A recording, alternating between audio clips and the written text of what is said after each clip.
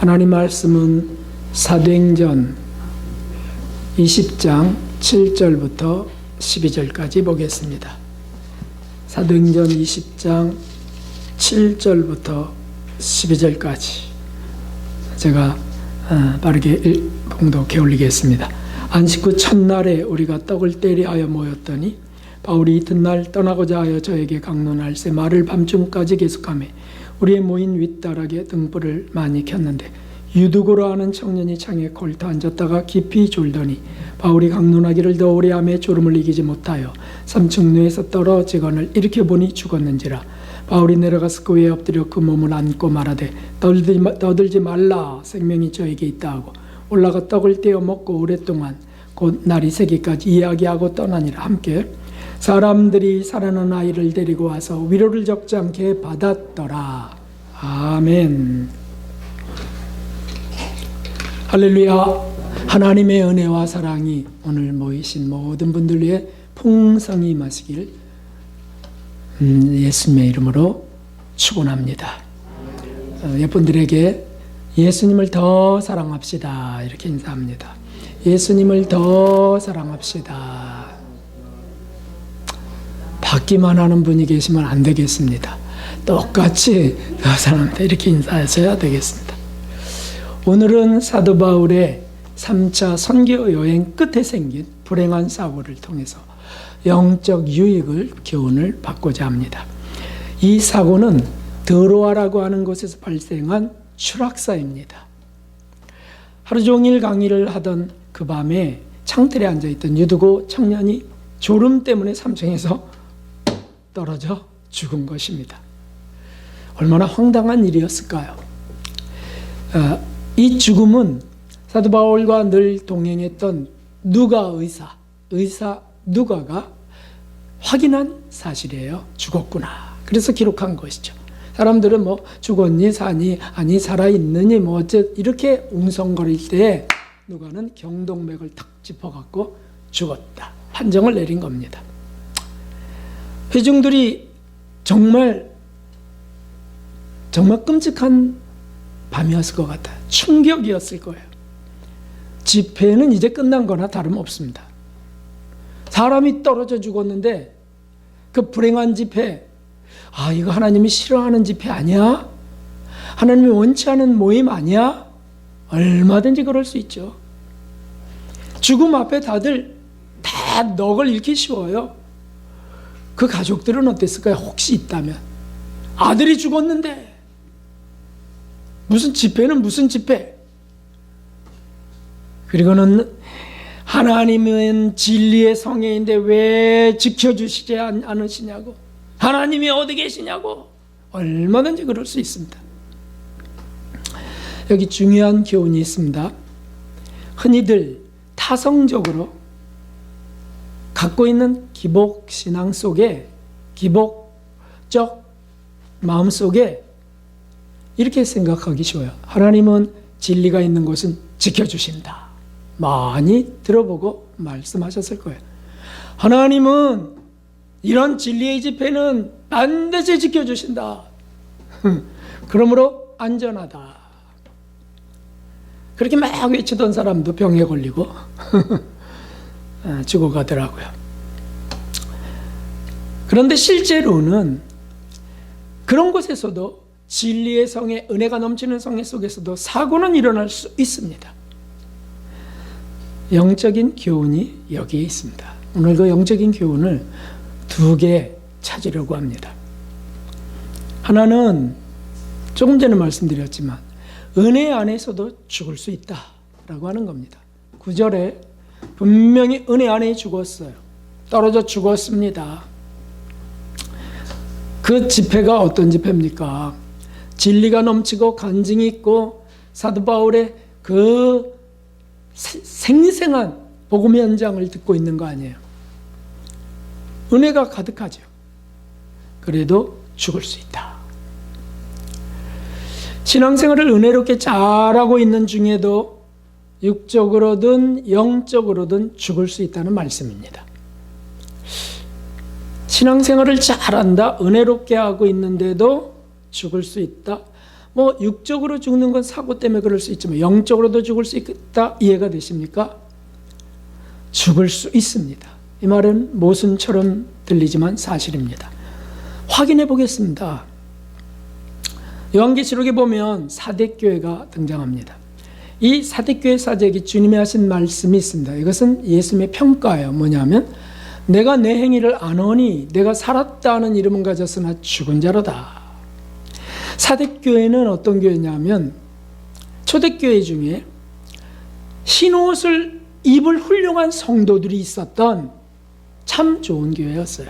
그 교회 성도들 중에 흰옷을 입고 예수님과 함께 다닐 성도들이 있었어요. 흰옷은 정결케 거룩해 하시는 은총이에요. 영적 할례 은총. 신앙생활의 오랜 연단 속에 이루어지는 거룩한 은총, 성화, 그런 것이에요. 그런데 그 교회 몇몇 성도들이 그렇게 나아간 겁니다. 그러니까 얼마나 훌륭한 교회겠습니까? 그리고 그런 성도들이 있는 교회의 목회자는 얼마나 행복합니까? 왜냐하면 그런 성도들은 당연히 열심히 기도하고 헌신도 주님께 드리며 가면서 특별히 간절한 중보기도들이 당연히 그들 속에 있었겠죠. 그러니까 목회에 별로 어려움이 없습니다. 목회자가 훌륭해서가 아니고 그 교회 성도들이 훌륭한 겁니다. 그래서 본인이 신경을 안 써도 잘 돌아가는 겁니다. 교회가 든든합니다. 상담도 아마도 그 몇몇 성도들이 은밀하게 다 어루만지고 상담하고 그렇게 됐을 것이에요. 아니, 말하자면 성인 몇 명이 그 속에서 정말 나오고 있는 것 아닙니까? 그래서 교회 전체가 사실 영적으로 보호되고 그리고 성장하고 있는 것입니다. 자, 이 좋은 교회,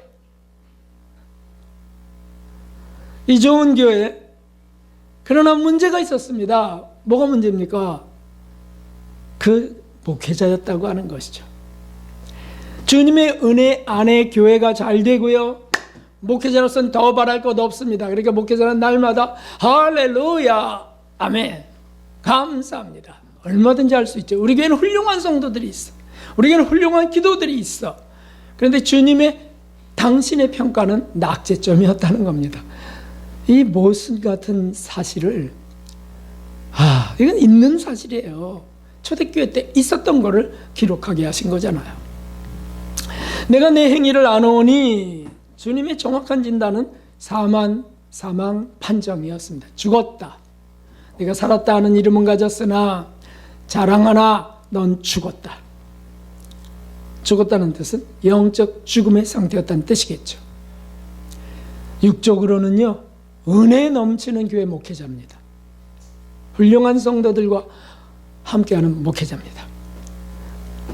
아주 잘 되는 걱정 없는 목회의 삶이었지만 주님이 상 주실 온전한 행위가 없는 겁니다. 그 목회자는.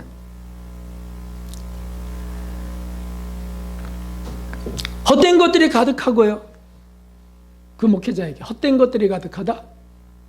세상적으로는 참 저 교회 성도들이 너무 훌륭해 이렇게 하지만, 그러나 자신은 주님께 뭐 받을 것도 별로 없어요.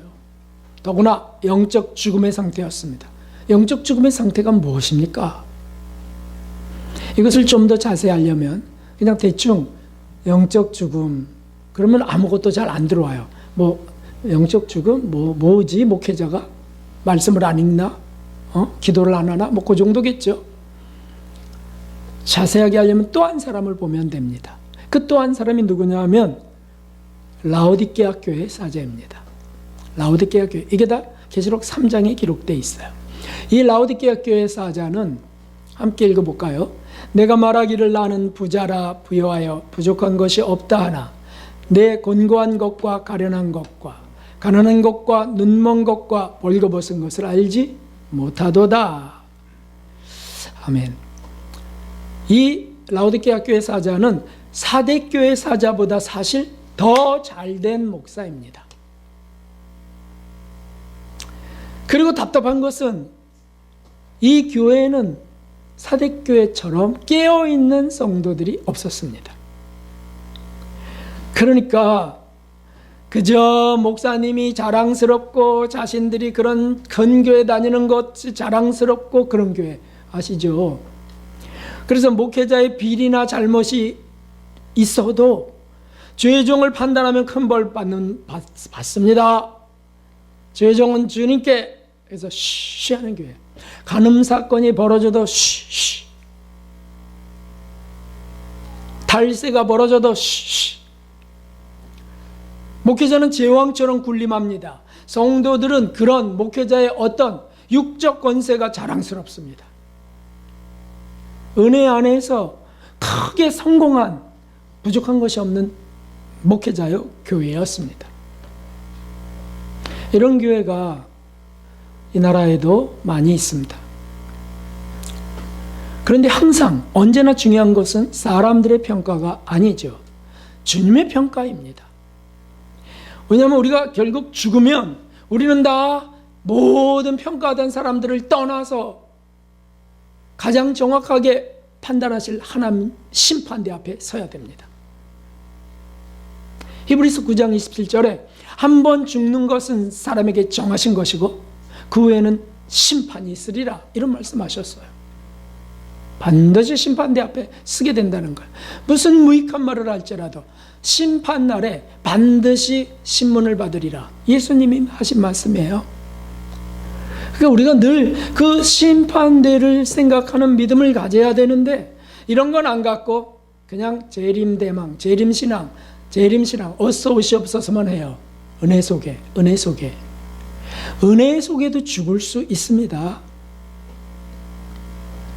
라오디게아 교회 사자는 사례비도 많이 받았습니다. 부유하여 부족함이 없어요. 값비싼 마차도 있었고 종처럼 부릴 수 있는 부교육자도 많았고 사택은 화려했고 크고 성공한 목사지만 주님의 평가에 그는 심각한 환자예요. 거지예요. 소경이고 정신병자예요. 왠 줄 아세요? 벌거벗고 다니잖아요. 벌거벗고 다니는 사람들 정신병자지 누굽니까? 그런 수준이에요. 아니, 분명히 은혜 안에 목회했고요, 은혜 안에 설교했습니다. 은혜 안에 주여 기도도 했고 찬양도 했습니다. 그러나 죽은 자예요. 은혜 안에도 죽을 수 있구나. 이 누구는 떨어져 육적으로 죽었지만 영적으로도 죽을 수 있구나. 만일 우리 교인들이, 주의 종이, 성도님들이 이런 거를 아멘 그렇습니다 라고 시인하고 나도 죽어가는 장가 돌아본다면 아마 정말 놀라운 은혜와 성장이 있을 거예요. 자, 여기 보십시오. 이 속에서 우리를 찾아봅시다. 라오디게아 교회 사자를 주님은 뭐라고 말씀하셨냐 하면, 너는 곤고하고, 곤고라는 뜻은 죄악과 정욕에 자주 지배당하면서 이기지도 못하고 영적으로 무기력한 것을 말합니다. 그러고도 그냥 신앙생활 나 잘하고 있고 나 지금 형편이 좋다, 하나님이 부어주셨잖아. 그게 곤고한 겁니다. 가련함은 뭐냐면 영적 전쟁이 있습니다. 우리가 살다 보면 마귀가 싫어하잖아요. 교회 오는 거 싫어하고요. 그리고 세상의 유혹이 우리를 삼키려 하고요. 마귀는 그걸 이용하고요. 이런 영적 전쟁들이 있습니다. 또는 아주 불쾌한 사람, 내게 맞지 않는 사람 두셔가 가까이 있어서 거기서 사랑해야 되는데 용서해야 되는데 이것도 다 영적 전쟁이에요. 그런데 싸워 이길 영적 힘이 없습니다. 이게 가련한 거. 주님 볼 때는 불쌍하고 가련하다. 참, 이거 목사님에게 하신 말씀이에요. 그렇게 공고하고 가련한 그 목사님이 있는 그 교회 성도들은 어떻게 될까요? 그래도 사대교회처럼 깨어있으면 몇몇 성도들이 그래도 사는 교회인데, 라오디게아 교회는 다 같이 죽어가는 교회입니다. 그리고는 가난하다 그랬습니다. 가난하다는 건 뭡니까? 천국적인 영적인 부요가 없어요. 마음에 천국에서는 평화나 든든한 그런 부요가 없습니다. 그래서 상급받을 행실은 당연히 없고요. 땅에서 다 받아 누리고, 그리고는 자랑하고 스스로 자위하고 이런 것들 참 가난한 꼴이죠. 그러면 예수님을 찾으면, 그 가난함에 예수님을 찾으면 천국이 너희 것이라가 될 것인데, 자기는 예수님의 오른손에 붙들린 주의 종이야. 하나님이 나를 지켜주셔. 이 은혜 속에 있다고 그러면서 죽었기 때문에 가난한 겁니다. 그리고는 눈이 멀었다고 했어요. 눈이 먼 것은 양심의 눈이 멀었다는 게 말이죠. 그래서 영적 분별력이 없습니다. 뭐가 하나님 뜻인지, 뭐가 정욕적인 건지 분별력이 없습니다. 그냥 습관대로 상식 수준에서 살아갑니다. 그래서 육적인 판단이 나오면서 하나님 나라나 영적 은혜와 지혜를 얻을 수 없는 상태입니다. 점점 더 사실 지혜로워지는 거거든요, 그리스도인들은. 근데 그게 자라가는 거죠. 어린아이에서 청년, 아비의 단계로. 그래서 하나님 말씀에 순종하고 이 순종하는 의지가 발달하는 거거든요. 성장이라는 거는 양심은 더 밝아지고. 그런데 눈이 멀면 그냥 자기가 잘하고 있다고 생각하고 그 수준에서 살아요. 라오디게아 교회 사자. 그 수준. 사대교회 살았다. 나는 주님 안에서 살았다. 그러나 죽은 사람들입니다. 그리고 더 끔찍한 것은 벌거벗었다 라고 하셨습니다. 아니 어떻게 양복 잘 입고 다니는 분인데 벌거벗었다고요? 벌거벗었다는 게 뭡니까? 그냥 정욕적인 말과 행실이 가득하다는 거예요. 선한 행실도 없고, 그래서 선한 행실로 자선을 베풀고 하는 것 같지만 반발하거나 거부하는 사람이 생기면 이런 정말 한 주먹감도 안 되는 것이. 또 공부를 얼마나 했어? 나이가 몇이야? 몇 평에서 살아? 이런 것들이, 이 육적인 것들이, 이 무시하는 것들이 딱 올라오고, 지 꼴이나 알지. 이런 거 다 뭐냐 하면 벌거벗은 모습이에요. 정욕적인 말이잖아요. 행실. 원수를 사랑하라 그런 건 다 던져버렸어요. 집어 던져버렸어요. 7번씩 7번 용서라는 것 다 던져버렸어요. 그리고 벌거벗었다고요. 그리고는 자신을 잘 대해주고 존경하고 이런 사람들만 사랑하고 그런 사람들만 친하고 벌거벗은 모습입니다. 그러니 얼마나 심각합니까? 너는 곤고하고 가련하고 가난하고 눈 멀고 벌거벗었구나. 그런데도 라오디게아 사제는 틀림없이 할렐루야, 아멘 자주 외치는 분이 분명합니다. 자신만만하잖아요. 축복을 넘치도록 받아서 늘 감사가 넘쳤으니 기가 막히는 겁니다. 여러분, 여기에 정말 중요한 것이 있습니다. 또다시 강조합니다. 은혜 안에 죽은 자들이라는 사실입니다. 어쩌다 이런 자들이 되었습니까? 오늘 말씀 속에서 찾을 수 있습니다. 유두고는 은혜를 찾아서 사도 바울의 집회에 참석했습니다. 청년이 참석했으니 얼마나 귀한 청년입니까? 그리고 얼마나 그 집회가 은혜가 넘쳤으며 오전부터 시작했는데, 근데 밤중까지 계속 이어졌어요. 그러니까 청년은 그 은혜 안에서 졸기 시작했습니다. 졸음을 좀 피하려고 그 창틀에 앉았는지는 모르겠습니다. 원래 거기가 자기 자리였는지. 그런데 급기야 3층에서 졸다가 떨어져 죽은 겁니다. 중요한 것은 졸다가 떨어져 죽었다는 겁니다. 뭐 안에서? 은혜 안에서. 은혜 안에서. 사랑하는 성도 여러분, 은혜 속에서 졸다 죽을 수 있습니다. 졸아도 은혜 속에 있으면 괜찮다고 하는 분들이 계시더라고요. 졸아도 은혜 안에 있으면 괜찮아. 죽어도 괜찮나요? 그것도 좀 말할 수 있는 믿음이면 좋겠어요. 죽어도 괜찮아, 은혜 속에서는. 맞아요. 맞는다고요. 그런데 죽으면 난리가 벌어질 겁니다. 은혜 안에 오는 졸음이 무엇일까요? 육이 너무 피곤해도 졸음이 옵니다. 오늘은 조시는 분들이 한 분도 안 계신 듯합니다. 유혹이 틈탈 때도요, 오는 시험이 있습니다.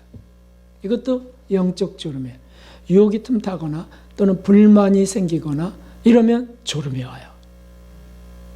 또 딴 사상, 정욕적인 딴 어떤 생각, 사상 이런 거를 받기 시작하면요, 진리의 은혜 속에 졸아요.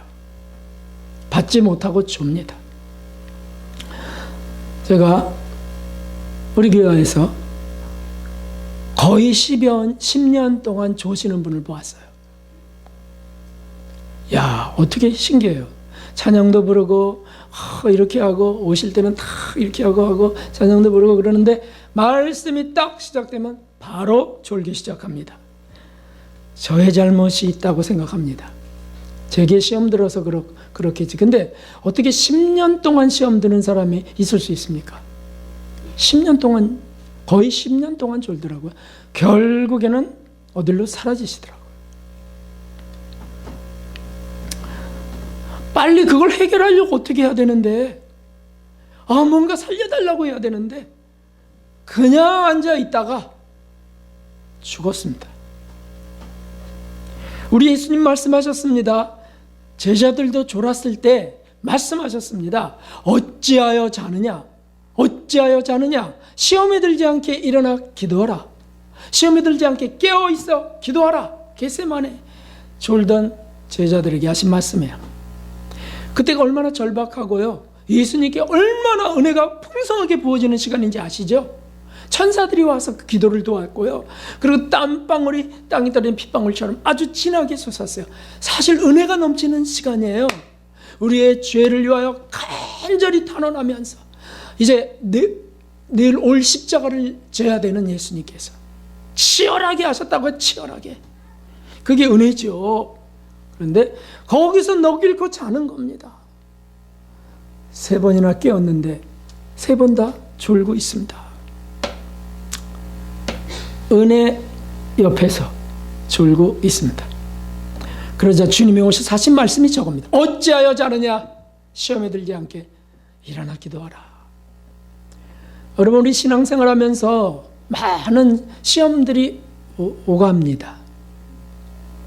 대부분의 시험은 졸다가 일어나는 것입니다. 시험? 저 사람 때문이야. 시험? 마귀가 나를 싫어해서 그래. 이렇게 위로하지 마세요. 위로하지 마십시오. 어떻게 하는 겁니까? 내 안에 문제가 있구나. 여기부터 시작해야 된다고요.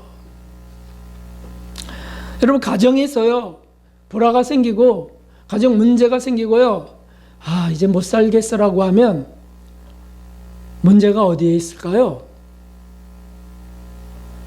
조용한 침묵이 흐르더라. 내 안에 있어요. 내 안에 있다고요. 내가 영적으로 졸아서 생긴 시험입니다. 아닌데, 저 사람 때문인데, 저 사람 때문인데요. 그러게 내가 그를 위하여 간절히 기도하지 않아서 잡힌 거라고요. 나 때문이라.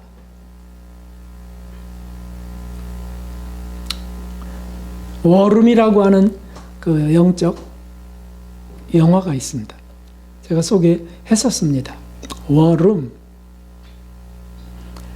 전쟁하는 방. 거기에 그 여인이 주부가 기도실 속에서 치열하게 기도하는 겁니다. 스티커들을 쫙 다 붙여놓고, 기도 제목 하나 있으면 스티커 딱 붙여놓고, 응답될 때까지, 떨어질 때까지 그걸 기도하고. 워룸. 영적 전쟁이 있어요. 이런 영적 전쟁을 사실은 중단하면 당연히 시험이 일어나죠. 문제들이 당연히 여기저기 그러다가 떨어져 죽잖아요. 깨어있지 않으면 우는 사자처럼 렁 삼킬 자를 찾는 마귀의 밥이 될 수밖에 없습니다. 예수님이 그걸 딱 지적하신 겁니다. 결국 그날 졸던 제자들 다 어떻게 되었나요? 예수님을 잡으러 와서 군병들이 와서 딱 예수님을 딱 붙들 때 다 혼비백산 도망가고요. 베드로는 그날 새벽에 3번이나 예수님 모른다고 부인했어요. 예수님이 그거 경고했던 거예요. 그런데 이미 큰 시험에 빠지는 겁니다. 결국 졸다 영적으로는 죽는 거죠. 타성적으로 드리는 예배에 죽을 수 있습니다. 형식적으로 드리는 기도 몇 줄에 죽을 수 있습니다. 설교자도 성도들도 다 졸다가 죽을 수 있습니다. 저 죽을 수 있습니다. 별로 긴장들이 안 되시나? 저 죽을 수 있다고요. 성도님들도 죽을 수 있습니다. 그러니까 졸고 있다 내가 요새 졸고 있어. 그러면 와들짝 놀라서 일어나야 됩니다. 몸소리 쳐야 돼요. 깨어 일어나는 자가 떨어져 죽지 않습니다. 나 죽을 뻔했네 하고서 일어나서 말이죠.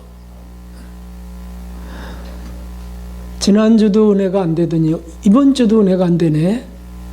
그러면 다 은혜가 안 되면, 성도님들이 다 은혜가 안 돼, 그러면 그거 목사가 정말 잘못한 거죠.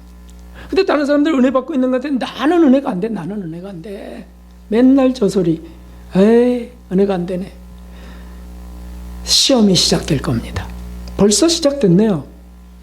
왜냐하면 영적으로 졸음이 틈타고, 그 다음에 졸리우니까 시원한 바람이나 맞겠다고, 시원한 바깥바람이나 맞겠다고, 안에 은혜의 바람을 피해서 시원한 바람이나 맞겠다고 세상을 기웃거리다 떨어져 죽습니다.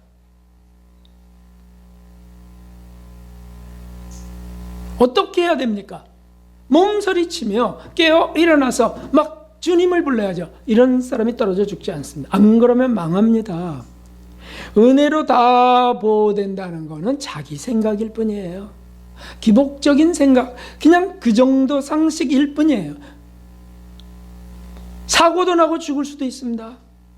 그래서 사도는 내 몸을 쳐 복종케 한다, 그렇게 말했어요. 그래, 버림받을까 두려워 내 몸을 쳐 복종케 한다. 여기 치열한 것이 있잖아요. 내가 남에게 복음을 전파한 데는 버림받을까 두려워서. 베드로는 그 3번 부인을 경험한 베드로는 끔찍하잖아요. 그래서 영혼을 거스려 사는 육체의 정욕을 제어하라.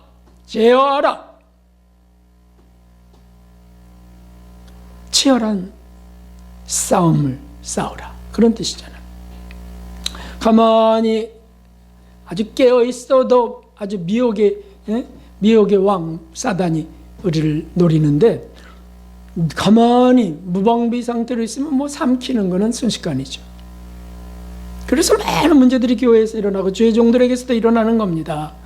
결정적으로 예수님의 말씀을 우리 한번 같이 읽어봅시다. 시작. 아무든지 나를 따라오려거든 자기를 부인하고 자기 십자가를 지고 나를 쫓을지니라. 아멘. 여기 자기를 부인하고가 뭡니까? 나를 따라오려거든, 우리도 지금 따라가고 있습니다. 자기를 부인하고가 뭡니까? 자기를 부인하고. 그냥 가만히 있으면, 그냥 은혜 속에 가만히 있다라고 하면 졸다 죽는다니까요. 자기를 부인하고가 자기 정욕을, 자기 정욕대로 할 것을, 자기 그 죄성에 지배받는 거, 이런 거를 자꾸 부인하고 자기 십자가를 지고. 근데 이게 우리 힘으로 안 되니까 진짜 은혜를 구해야죠. 그러니까 예수님을 불러야죠. 이 모든 말씀이 뭐냐면 졸지 말 것을 당부하시고 치열한 싸움을 싸우라는 말씀입니다. 너 잃고 있다간 졸다 죽는다. 결론은 은혜 안에서도 죽을 수 있다. 한국에 이런 사망자가 많이 있습니다. 한국뿐이겠습니까만은. 특별히 한국에 많아요. 왜냐하면 기복신앙으로 부흥을 이룬 시대가 지금 한국의 시대거든요. 그때는 막 됐어요. 막 경제개발 5개년과 합해서 막 이루어졌어요. 초고속으로 진행됐습니다. 전 세계 유일하게. 그러니까 그 상태로 지금까지 계속 그냥 그러면 되는 줄 알아요. 라오디게아 사자하고 뭐가 다릅니까? 사대교회 사자는 뭐가 다르냐고요. 자, 그런데 우리가 이런 두려움이 있어요. 나 졸다 죽겠네. 이런 안타까움이 있다면 자, 어떻게 해야 되겠습니까? 말할 것도 없습니다. 여러분, 오늘 메시지에 나간 대로 치료하시는 광선 예수님, 그분이 우리를 치료하실 겁니다. 바로 그런 은혜를 구해야죠. 그래서 우리가 이 사건 속에 두 번째 은혜를 받을 수 있습니다. 그게 뭐냐면, 같이 읽어봅시다. 은혜 안에 죽은 자가 산다. 첫 번째는 은혜 안에도 죽을 수 있다. 두 번째는 은혜 안에 죽은 자가 산다. 바로 이것입니다. 놀란 회중들이 충격을 받고 웅성거리고 아마 두려워 비명을 지르기도 했으면 이런 사람도 있었을 거예요, 여자분들 중에. 그런데 바울은 내려가 그 위에 엎드려 그 몸을 안고 떠들지 마라, 생명이 저에게 있다. 아니, 누가가 지금 의사가 확인했다고요. 사망 진단 내렸다고요. 떠들지 마라, 저에게 생명이 있느니라. 누가가 무슨 생각을 했을까요? 선생님, 죽었다니까요. 죽었다고요. 떠들지 마라. 그리고 올라가 갖고서요, 무슨 일을 하셨냐면 떡을 떼어 먹었다고 돼 있어요. 한번 자세히 보세요. 떡을 떼어 먹어요. 이게 무슨 뜻이냐면 성찬이에요, 성찬. 저도 그렇게 아마 못할 거예요. 네? 아니, 지금 사망자를 데리고 와갖고 누워놓고, 그 다음에 한 구덩이에 누워놓고 성찬을 나눠요, 성찬을. 이게 죄송하지만 정신 나간 사람들 아니냐고요, 이거. 그러나 사도 바울에게는 이미 사인이 있었던 겁니다. 확신이 있었던 겁니다. 주님이 저를 살리리라. 그래서 아주 그 유라굴로 광풍을 만났던 배 위에서도 떡을 나누게 했던 것처럼요, 다 버리고 떡 조각을 나누게 했던 것처럼 떡을 나눠요. 이 사도들의 이 믿음, 예수님께 배운 거, 예수님께 받은 것이죠. 그리고는 밤새도록, 그리고 이제 좀 쉬었으면 좋은데 너무 졸려서 떨어졌어요. 너무 집회를 계속 하니까 그렇잖아요, 선생님. 그래요? 그러면 좀 쉽시다. 그러지 않고 밤새도록 강론을 계속 이어갔습니다. 참, 다음날 아침까지. 그리고는 아침에 사도는 떠나고, 그리고 사람들은 살아난 아이를 데리고 와서 위로를 크게 받았더라. 이 문맥을 잘 보면 떠나기까지 살아난 걸 확인할 수 없었다는 거야. 그냥 떠나줬어. 우연하게. 저 아이는 어떻게 되는 겁니까? 저 아이는 어떻게 되는 겁니까? 아마 육체 생명만을 생각했던 사람은 진리 바깥에서 이게 육체 생명을 생각했다면 안절부절이었을 거예요. 가시면 어떡하면, 가시면 어떡하냐고요. 그냥 싹 떠납니다. 그리고 살아난 아이를 데리고 와서 위로를 크게 받았더라. 참, 물론 초대교회에 있었던, 교회를 든든히 시작하시고 경고케 하려는 그 놀라운 기적들, 초대교회 많은 기적들 속에 있는 일이지만, 오늘날도 하나님은 얼마든지 하실 수 있겠지만 이런 소식은 잘 안 들려와요. 그런데 있을 수 있죠. 그런데 이 초대교회 사건들은 구약의 역사와 마찬가지로 신약 이후에 지금 이 시대에까지 영향을 미치게 하시려는 모형들이라는 걸 우리가 압니다. 그래서 육체가 죽었다 살았다, 영혼이 죽었다 산다. 의 모형이에요, 모형. 은혜 속에 이렇게 떨어져 죽었는데 또 산다. 그래, 내 영혼도, 내 삶도 내가 죽을 수 있어요. 죽었지. 나 요새 은혜가 하나도 없어. 죽은 거지. 그러나 다시 살 수 있다. 바로 그것이죠. 그런데 어떻게 살았습니까? 어떻게? 보십시오. 회당장 야이로의 딸이 죽어갈 때 예수님께 달려왔습니다. 달려와서 애원합니다. 예수님, 우리 딸이 죽어갑니다. 살려주십시오. 그래서 그래, 내가 가서 고치리라 하고 가시는 중에 혈루병 여인이 많은 군중들이 있어서 가기도 좀 어려운데 게다가 혈루병 12의 여인이 와갖고 예수님 옷깃에 손을 잡고 자기 치료를 받아요. 그러니까 누가 나를 만졌느냐 하고 또 아니 다 미는데 만졌다 그러면 어떡하냐고 또 제자들이 그러고 아니다 내게서 능력이 나갔느니라 하고 보니까 여인이 제가 만졌나이다 이렇게 하는 거예요. 그를 또 위로하시고 내 죄가 사여졌느니라 이렇게 하시고 그러는 동안에 또 시간이 지체돼요. 야이로의 마음은 어떻겠습니까? 애간장이 타는 거죠. 빨리 가서 내 딸 구해야 되는데 이건 또 뭐야? 도대체 뭔 게 또 와갖고서 시간을 지체케 하냐고. 근데 할 말이 없어요. 그도 살려주시는 주님이시니까. 그래서 이제 되어갖고 이제 갈라 그랬는데 하인이 왔네. 하인이 와갖고 주님 그분을 괴롭게 하지 마세요. 이미 죽었습니다. 이렇게 통고를 하는 겁니다. 야이로의 마음이 얼마나 절망이 되었을까요? 저 혈루병 여인도 원망이 되고요. 예수님도 원망이 될지 몰라요. 내가 이쪽에 있으면 달려라도 가셔야지. 뭐냐고 이거. 자기가 뭔데? 딸은 죽었고 하인들은 소용없다고 슬퍼했습니다. 그때 주님이 하신 말씀이 있어요. 기억나시나요? 두려워 말고 믿기만 하라. 아멘. 두려워 말고 믿기만 하라. 두려워 말고 믿기만 하라. 여러 군데서 하신 거예요. 제자들에게도 했고요. 사도 베드로 빠질 때도 했고요. 그리고 들어가서 딸을 살려서 일으키십니다. 은혜 안에 죽은 자가 삽니다. 할렐루야. 마리아 오빠 나사로가 죽어서 슬퍼할 때도 똑같이 말씀하세요. 내가 내 말을 믿으면 산다 하지 아니하였느냐. 돌을 치우라 나사로야 나오라 라고 하자 나사로가 이 수족을 동여맨 채로 나옵니다. 살아났습니다. 예수님 믿고서 온 가족이 구원받은 은혜 안의 가족이에요. 근데 은혜 안에 죽었어요. 예수님을 모셔서 은혜 안에 다시 살아납니다. 졸아도 은혜 안에 졸아야 한다는 거 맞기는 맞네요. 죽어도 은혜 안에 있어야 됩니다. 그래야 산다. 자, 그러면 산다는 게 뭡니까? 아까 죽은 거에 대해서 우리가 살펴봤는데 산다는 것도 그냥 상식적으로 산다 그러면 일반적으로는 다 육체가 산다. 여기에 집중해요. 육체가 산다.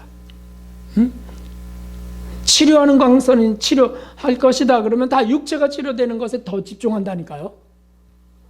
더 중요한 게 뭡니까? 육체입니까? 영혼이지. 육체는 다 죽는 거고. 자, 어떻게 사는 것입니까? 이것도 똑같아. 사데교회와 라오디게아 사자에 말씀하셨습니다. 사데교회 사자에게 참 중요한 말씀을 하세요. 같이 읽어보겠습니다. 너는 일깨워 그 남은 바 죽게 된 것을 굳게 하라. 내 하나님 앞에 내 행위에 온전한 것을 찾지 못하였노니 그러므로 내가 이를 어떻게 받았으며 어떻게 들었는지 생각하고 지켜 회개하라. 아멘. 아멘이에요. 두 가지 말씀하세요. 어떻게 받았으며 어떻게 들었는지 회상하라. 말씀을. 하나님 말씀을 너가 어떻게 받았으며 어떻게 들었는지 생각하고 그 말씀대로 네 삶을 회개하여 돌이키라. 그 말씀이잖아요. 네? 그러면 너 산다.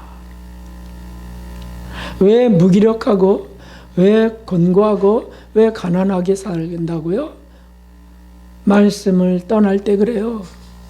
말씀을 삶 속에서 말씀이 존재하지 않을 때 공고해집니다요. 여러분 장사하고 직장 다니고 사업해도 다 마찬가지야. 예? 애인을 만나도 다 마찬가지야. 말씀을 떠나면 그때나 좀 돈 벌 때 애인 만날 때 그때나 흥분하고 좋지 영혼은 죽어갑니다요. 말씀과 함께 해야지. 말씀과. 네. 그리고 회개하면 그러면 산다는 거야.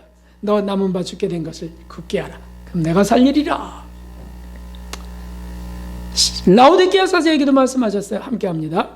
내가 너를 권하노니 내게서 불로 연단한 금을 싸서 부유하게 하고 흰 옷을 사서 입어 벌거벗은 수치를 보이지 않게 하고 안약을 사서 다 누구에게? 예수님께 사서 눈에 발라보게 하라. 물은 내가 사랑하는 자를 책망하여 징계하노니. 책망하고 징계하는 게 있네요. 그러니까 지금 어떤 고난을 겪게 될 거예요. 그러므로 내가 열심을 내라. 회개하라.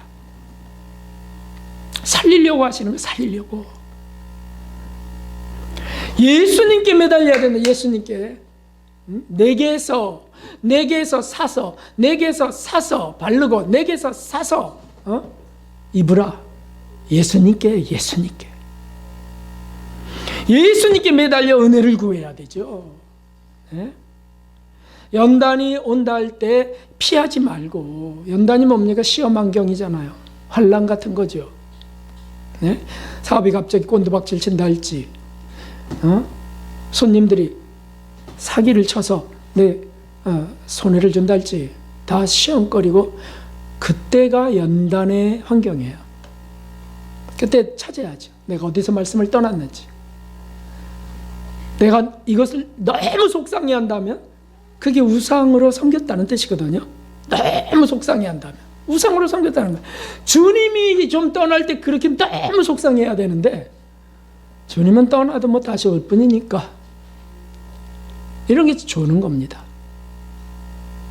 더 속상해야 됩니다. 재산이 사라져도 더 속상해야 될 거는 주님이 사라지는 거예요. 안 그렇습니까? 맞잖아요. 내 영혼 죽으면 지옥 가는데 그 예수님이 천국 가게 하시려고 그렇게 성령 보내서 이끄시는데 뭐가 더 지금 우리가 정말 간절하게 청해야 되냐고요. 예수님이에요. 예수님을 청해야 사는 겁니다. 딸도 사는 겁니다. 예수님을 청해야 내 몸도 낫는 거고요. 예수님을 청해야 가정도 회복되는 겁니다. 열심히 그래서 회개하고 정결케 하고, 그리고 양심의 눈을 치료받아야. 양심의 눈. 그렇잖아요. 내가 그동안 어린아이 눈이었습니다. 나 좋을 것만 할렐루야 아멘 했었습니다. 하나님 이제 정말 보게 하시옵소서. 참 진리를 보게 하시옵소서. 이것이 은혜죠. 이렇게 열심을 내면 주님이 다시 살려주십니다. 할렐루야. 할렐루야죠. 우리에게 정말 든든한 것은 바로 여기에 있습니다. 하나님을 경외하는 자에게는 경외가 말씀을 따르고, 경외가 하나님 말씀 뜻대로 살고, 아니면 회개하고, 그게 다 경외죠. 경외하는 자에게는 의로운 해가 떠올라서 치료하는 광선을 바라리라. 치료돼야죠. 저도 그렇게 치료되지 않고는 이렇게 정말 이렇게 감격스럽게 설교 못한다고요. 치료되어서 주님 감사합니다. 주님 감사합니다. 나 같은 자를 또 세워주시고, 나 같은 자를 또 버리지 아니하시고, 날마다 주일마다 제가 다시 산다고 고백하는 게 그거예요. 너무 감사하죠. 주님께 간절히 매달려 구해야 됩니다. 매달려 구해야 된다? 이건 뭡니까? 그냥 그건 자기 의인에 그런 게, 그 간절히 기도하면 뭡니까? 자기 의인에 편안하게 기도하고요. 편안하게 주님 하면은 임하는 거죠. 뭐 매달려 마음과 뜻과 정성과 목숨을 다하여 사랑하라. 다 맞지 않는 말 하고 있어요. 두려워서 자기를 친다라고 한 사도 바울. 영혼을 거스려 싸우는 육체 정욕을 제어하는, 제어가 이 말 재갈 물리는 것 말하는 거예요. 제어. 탁 잡았다면 아파요. 그래서 오른쪽으로 돌아가 그러잖아요. 우리 영혼에 끈이 그렇게 되어 있느냐. 그래서 어린아이들은 이런 걸 몰라요. 청년이 돼야 이제 영적 전투가 뭔지 좀 장성해지면 이제 바로 그걸 알죠. 예민해져 갖고서. 그러므로 여러분, 가만히 있는다고 되는 것이 아닙니다. 기도도 편안하게, 예배도 별 부담 없이 편안하게, 이 교회 와보니까 편안하네, 이렇게 말하는 분들도 계세요. 편안한 곳을 찾아다니는 분들, 편안하네. 편안하면 졸기딱 십상입니다. 스스로 위안하기 십상입니다. 부담돼야 됩니다. 말씀이 부담이 안 된다면 그가 어떻게 죄인이겠습니까? 부담돼야 돼. 삶이 지적돼야 되고 수술에 칼이 들어갈 때 아파야 됩니다. 그런 거지. 그래서 씻고 치료하고 나면 이제 진짜 은혜 안에 오는 평안을 맛보는 것이죠. 찬송도 편안하게요? 아니, 집중해서. 놓칠까 집중해서. 얼마나 생각이 많이 틈타는데요. 아시잖아요. 네? 그저 편한 게 좋다고 그게 은혜라고요? 그러다가 떨어져 죽는다니까. 영적 졸음은 그런 마음과 자세 속에 틈탑니다. 그래서 슬쩍 간음도 저지르고 돈도 슬쩍 떼먹고 성질나면 그냥 해대고 그러면서 은혜 속에 있다 믿는 자가 떨어져 죽습니다. 혹 그런 일이 내 삶에 있어도 계속 말씀을 찾아야 되겠습니다. 말씀의 주인이신 예수님을 찾아야 되겠습니다. 계속 예수님께 나와 매달려야 되겠습니다. 긴장하고 집중해서요. 그리고 주님께 간절히 청해서 살려달라고 할 때 은혜 안에 죽는 자가 삽니다. 할렐루야. 같이 읽어봅시다. 죽어도 은혜 안에 있자. 그래야 은혜 안에 죽은 자가 산다. 다시 한번. 죽어도 은혜 안에 있자. 그래야 은혜 안에 죽은 자가 산다. 모두 사시는 분들 되시기를, 충만한 분들 되시길 주님의 이름으로 축원합니다. 455장 찬송 드리겠습니다.